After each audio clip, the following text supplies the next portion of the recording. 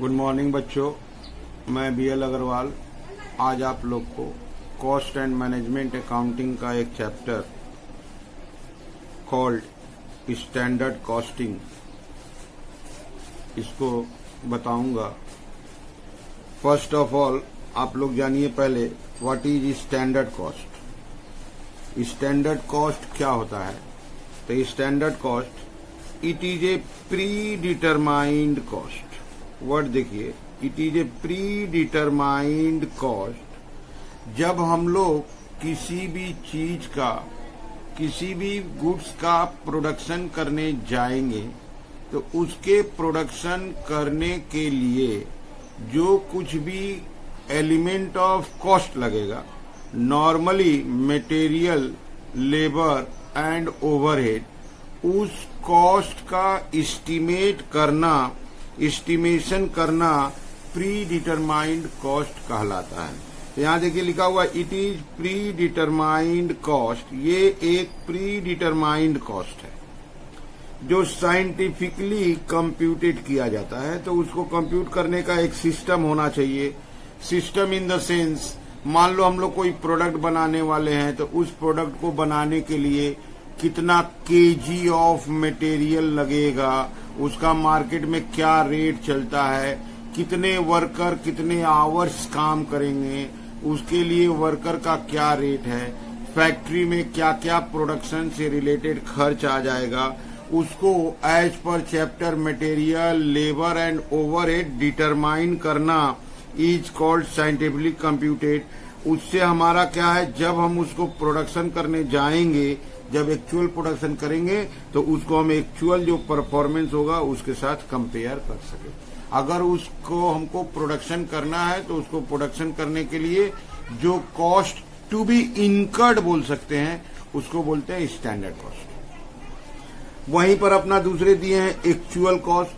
तो actual cost कहने का मतलब ऐसा कॉस्ट जब हम लोग प्रोडक्शन करने लगे, प्रोडक्शन प्रोसेस स्टार्ट कर दिए तो उस काम के लिए क्या क्या खर्च लगा in the name of material, labour and overhead. जो ओरिजिनल एक्सपेंडिचर हमको एक्सपेंड करना पड़ा, जो खर्च देना पड़ा उसके प्रोडक्शन के लिए, that is called actual cost. तो standard cost is estimated cost, actual cost real cost है। स्टैंडर्ड कॉस्ट को हम लोग नोशनल कॉस्ट बोलेंगे, अभी खर्च किए नहीं थे, डिटरमाइन किए थे, और एक्चुअल कॉस्ट मैंने खर्च कर चुके हैं। अब यहाँ आ रहा है वेरिएंस, एक वर्ड आया वेरिएंस।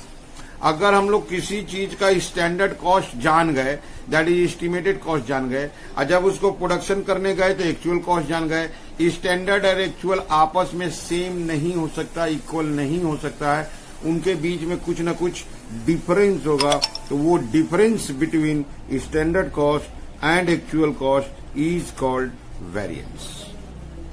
स्टैंडर्ड कॉस्ट और एक्चुअल कॉस्ट के बीच में जो डिफरेंस होगा उसको हम लोग वेरिएंस बोलते हैं। अब अपना चैप्टर आया स्टैंडर्ड कॉस्टिंग।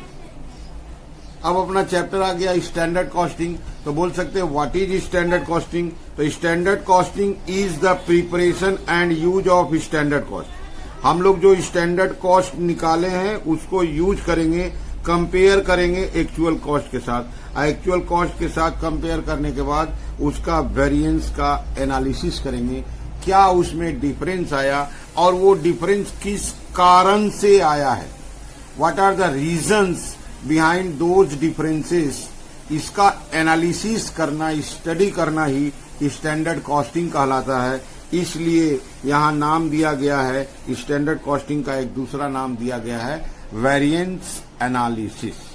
तो इस चैप्टर में हम लोग को पहले ये टॉपिक जानना जरूरी है, स्टैंडर्ड कॉस्ट क्या है, एक्चुअल कॉस्ट क्या है, वेरिएंसेस क्या है। उसके बाद हम लोग जानेंगे स्टैंडर्ड कॉस्टिंग क्या है। अब बात होता है कि स्टैंडर्ड कॉस्टिंग कौन लोग यूज करते हैं।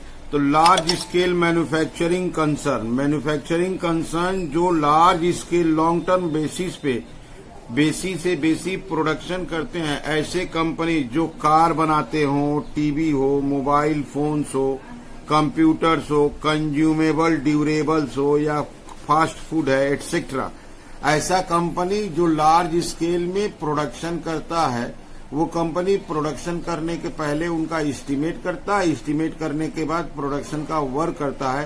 तो generally these companies uses standard costing system. Standard costing में वो लोग अपना स्टैंडर्ड का पहले डिटर्मिनेशन कर लेता है, अब बाद में जब प्रोडक्शन करता है तो वहां से एक्चुअल डाटा पाता है। दोनों के बीच में डिफरेंसेस जो होता है, दैट इज वेरिएंसेस जो होता है, उस वेरिएंसेस को स्टडी करता है जिससे कि ज्यादा से ज्यादा इफिशियंसी को अर्न किया जा सके। अब देखते हैं हम लोग को वेरिएंस एनालिसिस में पढ़ना क्या क्या है। 1 नंबर पढ़ना है मटेरियल वेरिएंसेस, 2 नंबर पढ़ना है labour variances. Material cost sheet का एक एलिमेंट है तो मटेरियल वेरिएंस, दूसरा एलिमेंट लेबर है तो लेबर वेरिएंस। 3 नंबर पढ़ना है ओवरहेड वेरिएंस। ओवरहेड में रोमन 1 है फिक्स्ड ओवरहेड और रोमन 2 है वेरिएबल ओवरहेड। इसके अलावा सेल्स वेरिएंस होता है। सेल्स वेरिएंस हम लोग को बीकॉम के सिलेबस में नहीं है। एंड 5 नंबर प्रॉफिट वेरिएंस होता है। तो वेरिएंस एनालिसिस में material variance, labour variance and overhead variance. Overhead में हम लोग को दोनों पढ़ना है, fixed overhead variance and variable overhead variance. ये दोनों अपने सिलेबस में है। तो वेरिएंस एनालिसिस में हम लोग को ओवरऑल ये 3 चीज पढ़ना है, material, labour and overhead. Sales variance और प्रॉफिट वेरिएंस ये हम लोग को बीकॉम के सिलेबस में नहीं रहता है। तो ऐसे करके हम लोग देखेंगे क्या क्या अपना सिलेबस है। तो चलिए चलते हैं मटेरियल वेरिएंस की तरफ। ये हम लोग का 1 नंबर टॉपिक होगा मटेरियल वेरिएंस। अगर हम लोग को variance analysis that is standard costing का कोई भी प्रॉब्लम सोल्व करना है तो हम लोग को पहले एक वर्किंग करना होगा। तो वर्किंग को पहले सजाएंगे, उसके बाद फॉर्मूलाज होता है। तो अपने टॉपिक रखे मटेरियल वेरिएंस। सबसे पहले हम लोग स्टैंडर्ड एक तरफ और दूसरे तरफ अगर एक्चुअल को सजा दे तो हम लोग को क्वेश्चन सोल्व करना आसान हो जाएगा। हम लोग स्टैंडर्ड में क्या लेंगे, input. Input that is quantity. तो एक स्टैंडर्ड इनपुट ले लेंगे, फिर उसका लेंगे रेट, क्या उसका रेट है, एंड देन लेंगे कॉस्ट। कॉस्ट कहने का मतलब input into rate. Input into rate करेंगे तो हम लोग को कॉस्ट आ जाएगा। यही 3 चीज हम लोग एक्चुअल की तरफ लेंगे। इनपुट वही क्वांटिटी, इसके बाद एक्चुअल में क्या मार्केट में रेट था, एंड कॉस्ट। कॉस्ट करने का मतलब वही होगा हमेशा इनपुट इनटू रेट। कभी कभी देखा जाता है क्वेश्चन में क्या करता है, इनपुट दे देता है और कॉस्ट दे देता है। इनपुट और कॉस्ट, कॉस्ट को इनपुट से डिवाइड कर देंगे तो रेट आ जाएगा। वही चीज यहां भी है, स्टैंडर्ड इनपुट दे दिया और कॉस्ट दे दिया, डिवाइड कर देंगे तो रेट आएगा। स्टैंडर्ड हमेशा एक्चुअल के कंपेयर से होता है। जैसे एग्जाम्पल के रूप में से standard quantity required for production of 1 unit दिया हो और क्वेश्चन में एक्चुअल प्रोडक्शन अगर 1000 यूनिट है तो आपको 1 यूनिट को 1000 से इंटू करके कम चेंज करना होगा। तो स्टैंडर्ड और एक्चुअल जो वर्ड हम लोग यूज करते हैं, इसमें जो आउटपुट होता है, आउटपुट इसमें कांस्टेंट रखते हैं। दोनों का आउटपुट बराबर होगा तो कंपेयर करेंगे।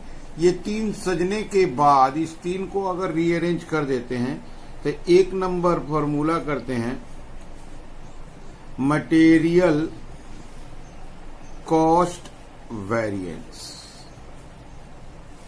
मटेरियल कॉस्ट वेरिएंस, इसका फॉर्मूला होगा standard material cost minus actual material cost. That is आप शॉर्टकट बोल सकते हो standard cost minus actual cost. फिर इसमें 2 नंबर आएगा material price variance. Material price variance, material price variance, इसका हम लोग फॉर्मूला देंगे एक्चुअल क्वांटिटी,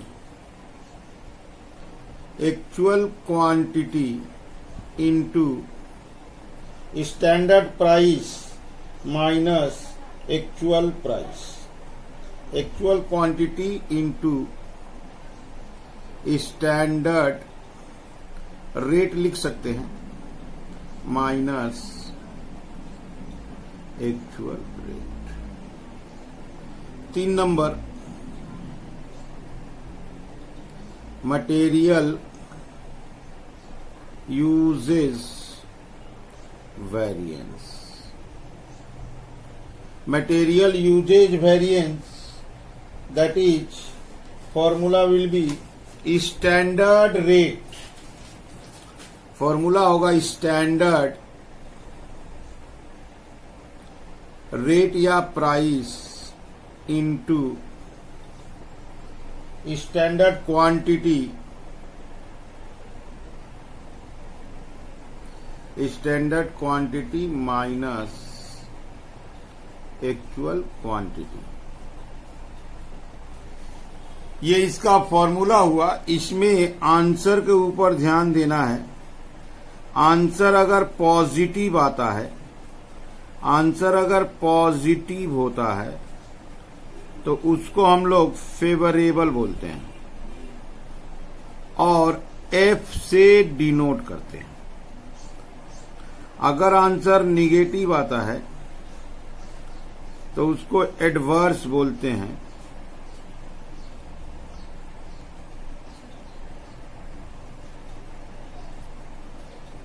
उसको ए से डिनोट करते हैं। पॉजिटिव, फेवरेबल, निगेटिव, एडवर्स ऐसे करके डिनोट करेंगे। सबसे इंपॉर्टेंट होगा इस फॉर्मेट को सजाना। फिर फॉर्मूला 3 है, सिंपल मटेरियल वेरिएंस, 3 फॉर्मूला है, तीनों फिलअप कर देंगे। आंसर का आप वेरिफिकेशन कर सकते हैं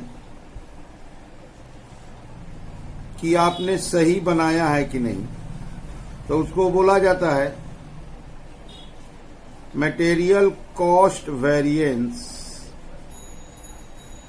equal to material price variance plus material usage variance. कहने का मतलब हुआ उस दोनों को जोड़ देना है। 1 नंबर का जो आंसर आया है, इस दोनों को जब ऐड करेंगे तो उस आंसर के इक्वल होगा। अब चलते हैं, सवाल बना के देखते हैं। ये देखिए क्वेश्चन आपके सामने है। Standard cost of material for manufacturing of A product is estimated 260 kg of raw material, 5 रुपया पर केजी। अगर हम लोग कोई प्रोडक्ट बनाते हैं तो उसमें ऐसा अपना मानना है 260 kg मटेरियल लगेगा, अब 5 रुपया रेट होगा। This is our standard cost. But actually पाया गया कि उसको बनाने में 300 kg मटेरियल लग गया। यहां देखिए मटेरियल बेसी लग गया, 300 kg मटेरियल लग गया है और उसका रेट भी बेसी लगा है 550। अगर इसको शॉर्टकट सोचे तो दोनों केस में ज्यादा लगा है, दैट इज एडवर्स। बोला है मटेरियल वेरिएंस निकालिए, तो इसको पहले सजाते हैं। तो इसको पहले हम लोग सजा देते हैं। बोले थे हम आप स्टैंडर्ड और एक्चुअल में पहले सजा लीजिएगा। स्टैंडर्ड और एक्चुअल में सजा लेने से क्वेश्चन आसान हो जाता है। तो ये से 1 नंबर प्रॉब्लम है। स्टैंडर्ड इधर लेते हैं एक्चुअल। अगर स्टैंडर्ड में इनपुट का बात करें तो इनपुट बोला था 260 kg। रेट का बात करें तो रेट था ₹5। कॉस्ट का बात करें तो 260 into 5 दैट इज 1300। एक्चुअल में बात करें तो इनपुट हुआ था 300 kg। रेट था ₹5.50। Cost 300 into 5.50 that is 1650। ये हुआ स्टैंडर्ड और एक्चुअल का सजावट। अब हम लोग फॉर्मूला सोल्व करने का कोशिश करेंगे।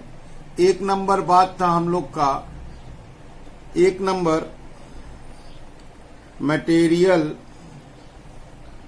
Cost variance. Material cost variance का फॉर्मूला था standard material cost minus actual material cost. Standard cost is 1300, actual cost is 1650। Answer आएगा, माइनस कर देंगे 350। अब वो एडवर्स होगा क्योंकि निगेटिव है, निगेटिव देना नहीं है। 2 number material price variance. Material price में था एक्चुअल क्वांटिटी, या इसको एक्चुअल इनपुट भी बोलते हैं, into standard rate minus actual rate. अब यहां देखिए एक्चुअल इनपुट का बात हो रहा है। Actual input is 300 kg, standard rate 5, actual rate 5.5। यहां इसको फिलअप करते हैं। इस जगह पे इसको फिलअप करेंगे तो actual quantity is 300, standard rate is 5.00, और ये वाला एक्चुअल इज 5.50। तो यहां 0.50 आएगा। 150 एडवर्स होगा, निगेटिव आ रहा है। Number 3 material usage variance. Standard rate into standard quantity minus actual quantity. Standard rate हम लोग जानते हैं ₹5 है, इंटू स्टैंडर्ड क्वांटिटी 260 था, एक्चुअल क्वांटिटी 300 था। ये -400 हुआ, ₹200 आया एडवर्स। हम आपको वेरिफिकेशन दिखा देते हैं। वेरिफिकेशन से समझ में आ जाएगा। मटेरियल कॉस्ट वेरिएंस बराबर material price variance plus material usage variance. Material cost variance is 350 adverse, 150 adverse, 200 adverse, 350 adverse equal to 350 adverse. ये देखिए वेरिफिकेशन। ये हुआ अपना एक क्वेश्चन का सॉल्यूशन। ऐसे करके हम हमेशा बोलेंगे इसको आप सही सही सजा लो, इसको सही सही सजाने से फॉर्मूला सेट करना है, आंसर आ जाएगा। ठीक है, चलते हैं और एक सवाल देखते हैं। ये देखिए एक दूसरा क्वेश्चन, कोई मोहन मेकिंग मैन्युफैक्चरिंग कंपनी है। इसका देखिए ये स्टैंडर्ड सजाया है। Material for 75 kg finish product 100 kg। इसका मतलब 100 kg इनपुट डालेंगे तो 75 kg गुड्स फिनिश्ड होगा। मतलब 100 kg इनपुट डालने से आउटपुट बनता है 75 kg। अब प्राइस है रेट स्टैंडर्ड ₹2। जबकि हम लोग 1.5 लाख kg बनवाए हैं, तो 100 केजी डालने से 75 बनता है, तो 1,50,000 बनाने के लिए कितना डालना होगा, यहाँ इनपुट कैलकुलेट करेंगे। वो एक्चुअल इनपुट ये डाला था और उसका ये कॉस्ट दिया है, तो डिवाइड करेंगे तो रेट हो जाएगा। आइए यहां सजाते हैं। क्वेश्चन नंबर 7 है स्टैंडर्ड एक्चुअल। यहां इनपुट का बात करते हैं। बोला था 100 केजी इनपुट डालेंगे तो 75 केजी रेडी हो जाएगा।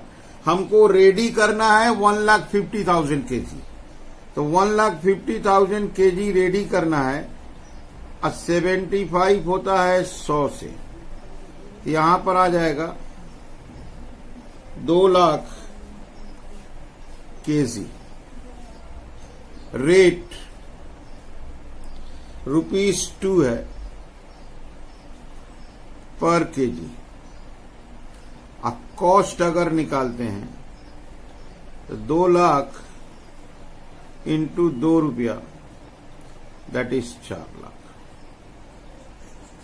अगर एक्चुअल की तरफ जाते हैं तो एक्चुअल का इनपुट दिया हुआ है 1,80,000 केजी। रेट गायब है, कोई बात नहीं है। कॉस्ट दिया हुआ है ₹342,000। रेट निकालना है। 342,000 को 1,80,000 से डिवाइड कर दीजिए, यहां पे रेट आ जाएगा। That is 3,42,000 divided by 1,80,000। Rate will be 1.90। Rate आ गया 1.90। अब हमको जस्ट फॉर्मूला में सेटिंग कर देना है। एक नंबर मटेरियल कॉस्ट वेरिएंस। जैसा कि हम जानते हैं standard cost minus actual cost.